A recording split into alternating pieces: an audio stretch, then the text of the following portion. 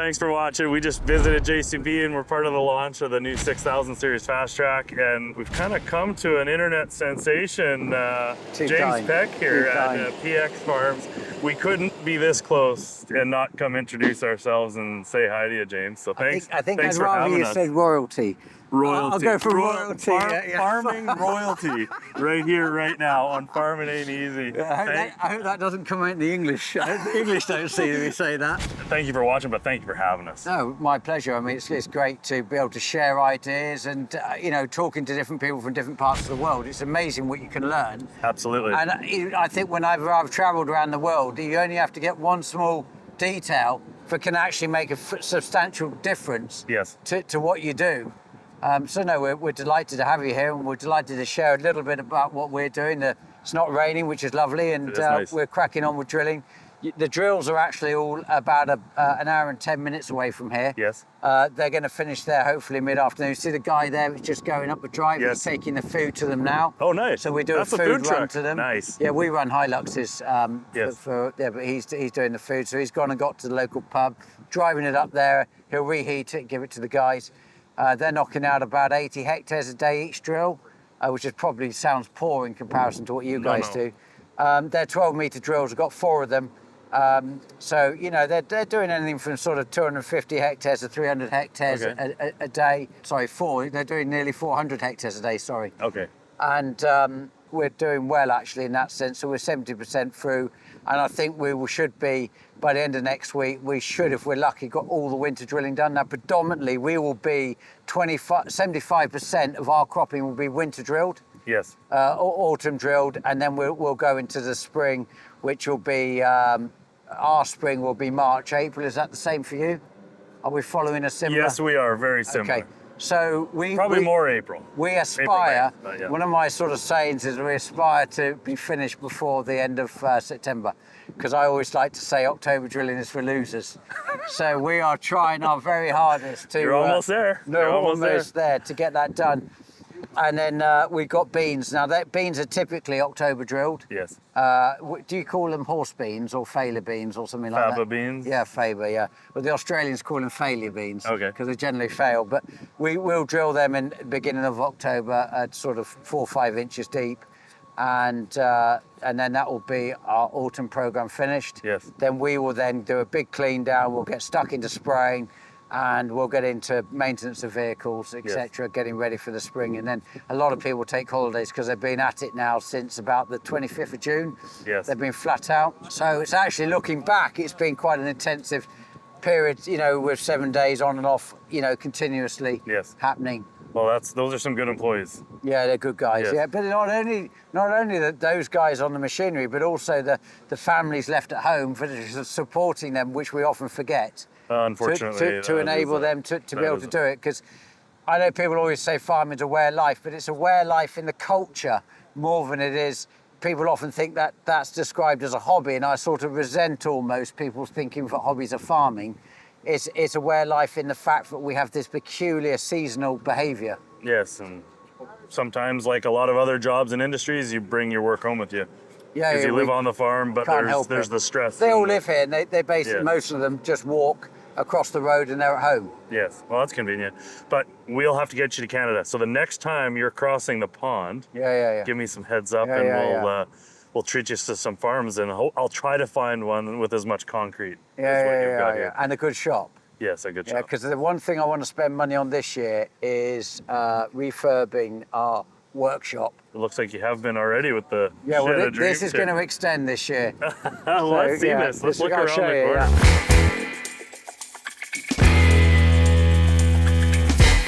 Right, should I tell you about this shed?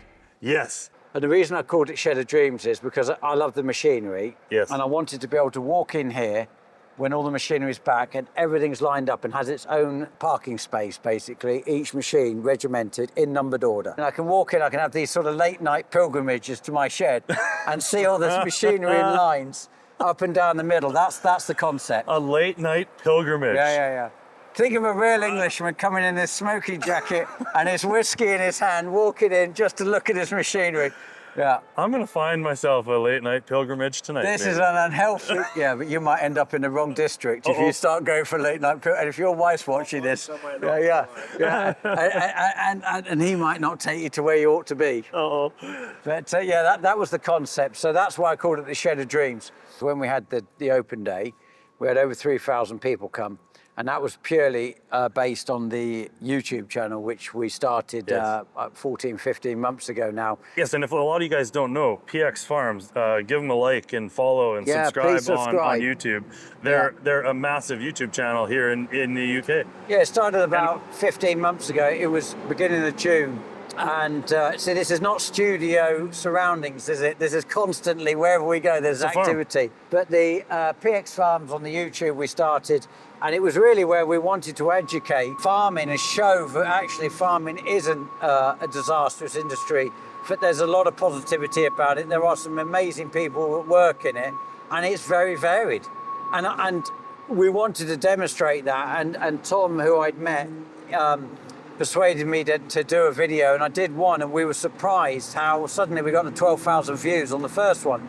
And now we're doing 2 videos a week, doing 90,000 views, and we're up to 27,000 subscribers. And we did the open day because people kept saying, can we come and look round? So we did it. We had over 3,000 people come, which completely blew my mind. And we feel inspired, actually, in sharing the story of farming. And one thing I found that I think that probably has been, to me, which has motivated me and surprisingly took me most by surprise on this, is that the effect it's had on my family and also on people who work for us and their families, is that it's told a story for people who work here exactly what they do all day. Yes. Because of the perception of what farmers are in people's mind from the playbooks that they've read as children to the reality of actually what we do is so different. Absolutely. We have been an industry which somehow has closed itself in, and people don't see what it is we do. And my family, I don't think, even really understood, my children, what we did. And they are amazed. Yes. And when they came in their 13, 11 and 2, obviously it didn't have a profound effect on the 2-year-old, but on the 11 and 13, they sat in this conference with 2,000 people in the shed. And I went up on stage and people were clapping, which for me was something else. And the children sat there and sort of looked round in a complete amazement, for they thought their father was, just doing farming and driving a tractor. Suddenly, there was people interested. There was a movement in the family that actually inspired us to keep going, to show what we're doing. Well, that's a unique perspective. We share the theory on essentially you're documenting life, and I had a landlord recently say this YouTube channel that we've been creating it's almost like a scrapbook of what you do. And I think if on a dark side, if I died now, there would be footage of me for my children and their children for then on, to see actually almost a year life of what we did. And if I would love to have something like that of my grandfather and even my father, if there had been a year's journey and I'd seen it, actually, I think in that sense, it is actually a wonderful documentary for the family. Oh, I couldn't agree with you more. We have something very similar, but on a minute scale, where my grandfather, we have a picture that we cherish in our household of my grandfather driving one of the first John Deere D tractors with rubber tires into Canada. What's a D tractor? Has it got the wheels at the front like that? No, his had a wide axle. Okay, yeah. But in that, I don't even know what year that was. Like a 60 horsepower or something. Yes, exactly. Yeah, okay. But when rubber tires were new, he went down to North Dakota, and they were farming in Manitoba at the time, and drove it up. All the way back? Yes. Just stopped at motels? Maybe, yeah. But just to that memento. So we have the one picture is where we're going with this. The one picture that and that's we appreciate. All you have. Yes, but you having a couple videos a week, we do one video a week. And I guess it is a memento. I have a 9-year-old daughter, so hopefully she looks at this one day and appreciates it. I mean, when we set out upon this journey, it was never about PX Farms and about what we do here, but we use this as a vehicle to be able to show farming and then get interested people in and go and see interesting things. Farming needs a voice now more than it ever has. I want people who, on the back of the likes of Jeremy Clarkson, but suddenly have seen farming in a slightly different light with the humour. Because actually, I think the one thing about farming is that there's a lot of humour in it. Yes. But we've never shown it, because the only time they ever see a farmer is we're complaining about something. But actually, there's a lot of humour which keeps us going. Well. And if that inspires young people in schools where farming is not on the curriculum to suddenly say, actually, I'm quite interested in farming, I'd quite like to go and have a look at that and do that as a career. Yes. We'll get bright, intelligent people coming into farming. 100%. And actually, that can only be good for humanity.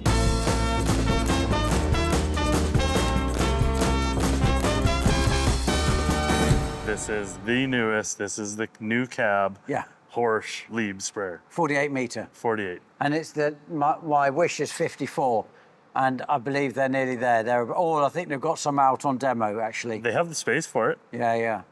So 54 is what we want to go to, because then we'll go 18 metre drills. You see. A very nice sprayer, but we'll go back to our January footage just show where we were actually looking at these coming off the assembly line.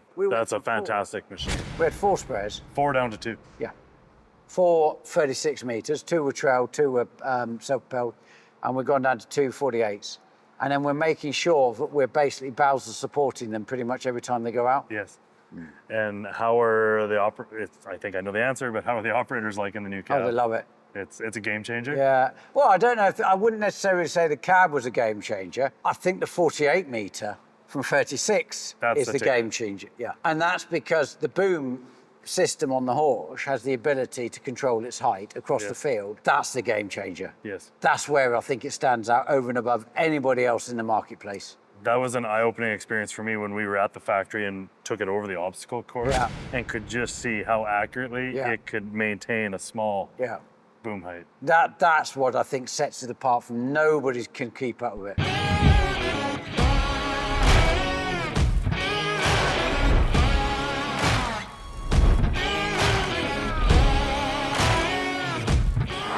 With my old friend, we go back like 8 months. We do go back 8 months. Big time, you know. It was a memorable 8 months ago. That was a memorable opportunity, yeah. But we were actually touring the horse facility when we met you. Yeah, you was. Yeah. And if I remember correct, you guys were making the deals, I think, on these sprayers, and they got built in July or August. That's it. Yeah, we was making the deals. We were speccing them to change them, and had a chat with Micah and Theo about getting these new sprayers for this season. And here we are, 8 months later. I'm in one of the sprayers you were ordering. Yeah, you are. But anyway, guys, we haven't introduced you to my friend Kieran at PX Farms. That's it. Yeah, the one and only. The one and only. The one and only Kieran or PX Farms? The one and only Kieran. That one here.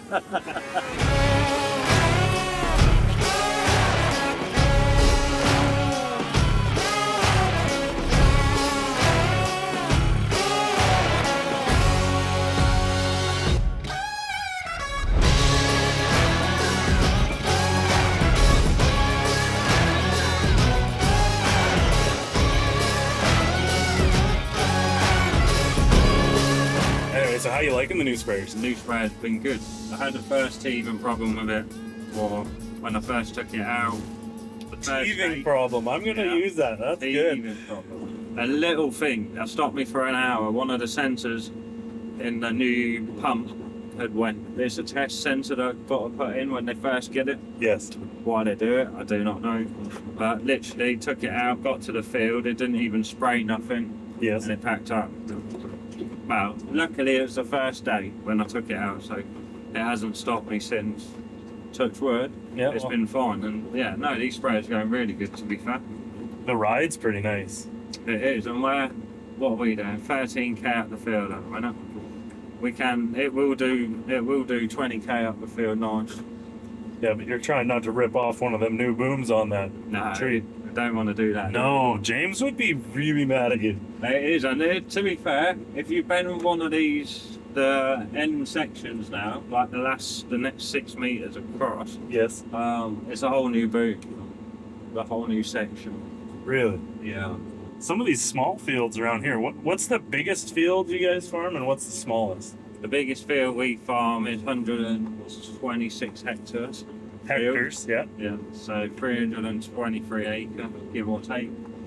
And we have a field, what we farm is 0.9 hectares. 9.9? 0.9. Oh, 0.9. Yeah, not even a hectare. Not even a hectare. No. Okay. And we So take the sprayers in. And that's one pass. Yeah, up the field. That's it, job done. Yeah. This is a beautiful shed. You said there's about 14,000 1,000 tons here? Yeah, it's a 20,000 ton shed when it's full. This is really, basically, we sold nothing out of it. This tells you a story about harvest. So that I should have had... Put this into scale that we're missing 6,000 tons of yield here. Yeah, yeah. Let that marinate for a sec. If That's we huge. if we say that's at £200 a ton, 1.2 million. That's what I've lost. In the lack of fill And on this side of the building. I have effectively a £2 million hole of lack of crops this year. I'm so Because when you sorry take to the hear barley that. and everything, oh, don't worry about it. I don't need any sympathy. Well, I'll find a way around it. Yeah, but that's the concept of the drought and the weather of the farming, and it's a skill, isn't it, in trying to make next year fill that hole. Yes. You've got to have some kind of a cash flow or fat on your back or something to do that, which is more of a challenge on a growing business because you swallow up cash flow on an expanding model. Yes. And that then brings into us questions you made earlier about your replacement of machinery, etc., and timing that on the back of that. And that's where, like, for our audience, I'll complain about the price of a hay bale and a silage bale or silage ton and very small commodity sizes in comparison to a shed like this, but it's the same problem. We keep coming back to that it's the same problem. A poor weather year contributes to a financial loss, whether it's this physically large or not. I think is the price. If you have a poor yielding year but a bigger price, you'll make more money. Unfortunately, that's the farming statistic. Is in a drought and high commodity prices, people may do better. The problem is the rest of the world hasn't necessarily had the same problem. Somebody in the world is paying the difference.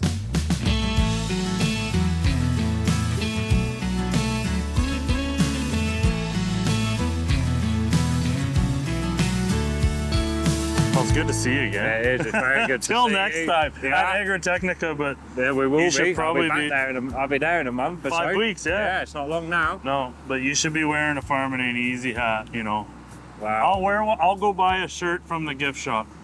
Yeah, you buy a shirt. Well, you take mine home with me. You take mine home with me. You remember me. That dirty one. Yeah, well, you can have the stinky one It underneath. smells really good. It does. Thank you very much. There you go, mate. bud. It's nice to see you. Yeah, if you wear it backwards, nobody can see the logo, eh? No one wants to see the logo, do they? Let's put it backwards. No, just your pretty face. I realize I just gave you a hat and said bye to you, but your seed tender pulled in. Yeah. And I just got to see this real quick. So you're taking tote bags, 1 1/4 ton. Yeah. Tote bags.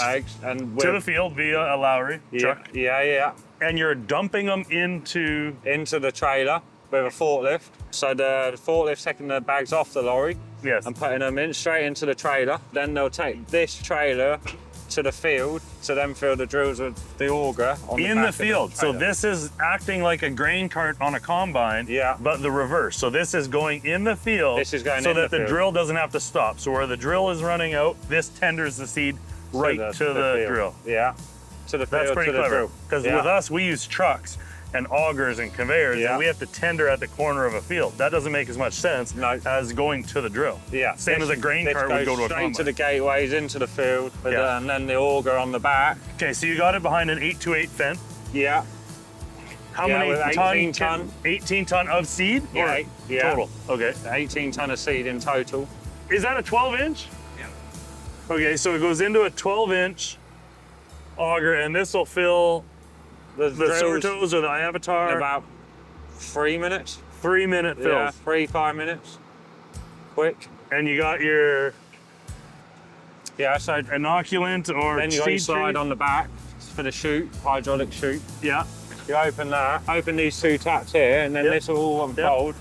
And then there's a lever here what makes the your operator. I just saw her walk away, but she'd be standing back here with the with the hydraulics on. Yeah, while that on continuous. drill actually pulls up to it. So she's controlling the fill from this position. Literally She's not from in the that. tractor. No. But basically, all you got to do is turn the spool valve on. Yep. On a constant pump. Yep. And she can be out here just moving these levers 3 minutes. in 3 to 5 minutes, yeah. She doesn't even have time to go to the bathroom. No, or make a coffee, whatever No, she wants nothing. to do. Wow. Or what a woman That's does. a really fast fill. Yeah, it's bloody good. That's, well, as you guys say here, brilliant. That is brilliant. That's So we clever. That is a moved very seed- quick moved way. seed in 1.2 ton bags Yes. with the lorries. So we've been 90 miles away drilling. We took all the seed up there when we processed it a month ago. It's sitting in the barn. Telehandler's there. She can just draw up, get the telehandler, load up, put 18 ton on, and get off, go around the drills. And keep 3 to 4 drills satisfied. Get 4 drills going. Wow. Yeah. That's pretty cool. I'm glad we saw that roll in. It saves a lot of time. All right, big thank you to James Peck, our buddy Kieran, Will from Horsch, lining up this visit today and some other stuff we got going on in the UK. So thanks, guys. And that is another episode of Farming Ain't Easy in Europe.